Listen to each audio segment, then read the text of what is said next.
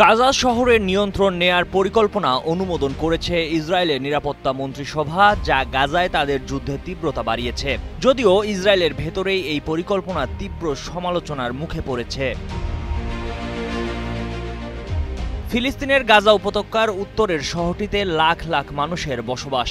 সামরিক কর্মকর্তা, জিম্মিদের পরিবার এবং আন্তর্জাতিক সম্প্রদায় থেকেও সমালোচনা আসছে। প্রধানমন্ত্রী বেনিয়ামিন নেতানিয়াহু ফক্স নিউজকে বলেছেন, ইসরায়েল পুরো গাজা উপত্যকা দখলের পরিকল্পনা করছে এবং শেষ পর্যন্ত এটি আরব শক্তিদের হাতে তুলে দেয়া হবে। ইসরায়েলের পরিকল্পনা সম্পর্কে বিবিসি জানায়, এই পরিকল্পনা হামাসকে নিরস্ত্রীকরণ, জীবিত ও মৃত সব জিম্মিকে ফিরিয়ে আনা, গাজা উপত্যকার বেসামরিকীকরণ, গাজা উপত্যকায় ইসরায়েলের নিরাপত্তা নিয়ন্ত্রণ, হামাস বা ফিলিস্তিন কর্তৃপক্ষকে বাদ দিয়ে বিকল্প বেসামরিক প্রশাসন প্রতিষ্ঠা, এই 5 নীতিতে চলছে।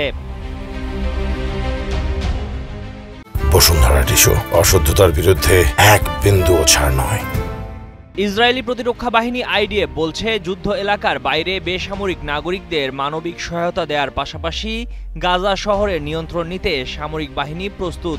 তবে নিয়ন্ত্রণ নেয়ার কার্যক্রম কখন শুরু হবে তা ইসরায়েল এখনও বলেনি। তবে দেশটির সংবাদ মাধ্যমে যেসব খবর এসেছে তাতে বলা হচ্ছে, শহরের অধিবাসীদের আগে সরিয়ে নেয়ার প্রয়োজন হবে বলে সামরিক বাহিনী এখনই গাজা শহরে যাবে না। ইসরায়েল বলছে, হামাসকে পরাজিত করতে বা জিম্মিদের ফিরিয়ে আনতে এর বিকল্প কোনো পরিকল্পনা কাজে আসবে না বলেই তাদের বিশ্বাস। কিন্তু বিকল্প পরিকল্পনা বলতে কি বোঝানো হয়েছে বা কারা এটি দিয়েছে সেটি পরিষ্কার করা হয়নি।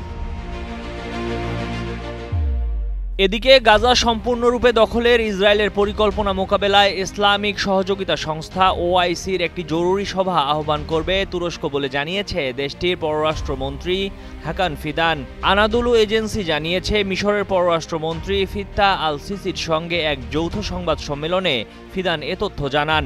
ফিদান ইসরায়েলের উদ্দেশ্যে নিন্দা করে বলেন, গাজা সম্পূর্ণরূপে দখল করার উদ্দেশ্যকে সম্পূর্ণরূপে প্রত্যাখ্যান করছেন। এই পরিকল্পনা ইসরায়েলের সম্প্রসারণবাদী এবং গণহত্যা নীতির একটি নতুন পর্যায় বলে উল্লেখ করেন তিনি।